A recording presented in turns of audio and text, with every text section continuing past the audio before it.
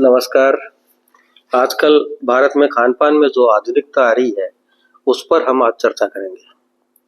आजकल भारत के युवाओं की एक मानसिकता है कि हमारे बुजुर्ग अनपढ़ व अवैज्ञानिक थे, हम पढ़े लिखे व वैज्ञानिक हैं तथा हमारी सोच विकासवादी है, जबकि हमारे बुजुर्ग रूढ़िवादी है।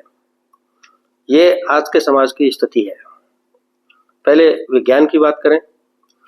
हमारे जितने भी ऋषि मुनि थे व उनके आश्रम थे, वे क्या थे? क्या वे वैज्ञानिक नहीं थे? उनके आश्रम क्या प्रयोगशाला नहीं थे? रामायण व महाभारत में ऐसे ऐसे अस्त्रों का वर्णन है जिनके बारे में आज के वैज्ञानिक सोच भी नहीं सकते हैं। अगस्त्य ऋषि को विद्युत का ज्ञान था, लेकिन वे इसका प्रयोग आपातकाल में ही करते थे। दुनिया का पहला विमान कुबेर के पास था। रावण को वैमानिक इंजीनियरिंग का जनक माना जाता है। अणु, परमाणु, अंतरिक्ष, खगोल, भूगर्भ, चिकित्सा आदि कितने ही शास्त्रों की रचना की गई वह गुरुकुलों में इन विषयों को पढ़ाया जाता था। आज विदेश में शिक्षा प्राप्त करने की लालसा लिए युवा को पता ही नहीं है कि कभी नालंदा व तक्षशिला अंतर्राष्ट्रीय विश्वविद्यालय थे, जहां पूरी दुनिया से छात्र पढ़ने आते थे व स्नातक होकर निकलते थे। इनको क्यों जलाया गया, इस रहस्य से हम आज भी अनजान हैं। कहा जाता है कि अश्वत्थामा द्वारा गर्भवती स्त्री पर ब्रह्मास्त्र का प्रयोग किए जाने पर उन्होंने विज्ञान को समेट दिया। आचार्य द्रोण जैसे विद्वान के पुत्र द्वारा किए गए इस कार्य से वे समझ गए कि आगे कलयुग है, तो धैर्यहीन व विवेकहीन पुरुष इनका दुरुपयोग कर सकते हैं। अब बात करते हैं खान पान की। अनाज एक साल तक खराब नहीं होता, वह पिसा आटा 10 दिन में खराब होना शुरू हो जाता है। इसलिए हमारे हर घर में चक्की होती थी।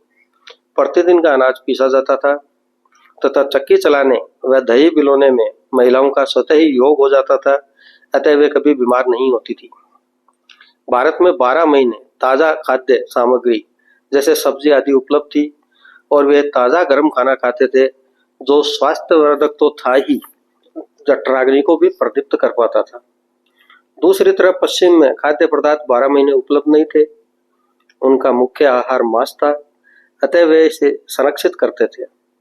संरक्षण में कुछ केमिकल आदि का भी प्रयोग किया जाता था, जो किसी न किसी रूप में शरीर में पहुंचकर नुकसान करते हैं। लेकिन विडंबना यह है कि पैकेज फूड भारत में बहुत अधिक मात्रा में प्रयोग किए जाने लगे हैं। भारत में शुरू से ही पोषण की परंपरा रही है, लेकिन ये पैकेज फूड केवल पेट भरते हैं, पोषण नहीं देते हैं।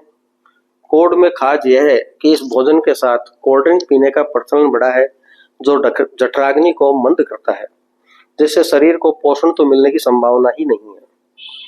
आज के युवाओं को समझना चाहिए कि यह शरीर ही मन, आत्मा व अहंकार को पोषित करता है, अतः हमें क्या खाना है, कैसे खाना है, इसकी विवेचना वैज्ञानिक आधार पर करें व पूर्वजों की परंपरा की वैज्ञानिकता को समझने का प्रयास करें। आपको हमारा चैनल अच्छा लगा हो तो इसे लाइक, शेयर व सब्सक्राइब करना न भूलें। अगली बार फिर किसी नए विषय के साथ, तब तक के लिए नमस्कार।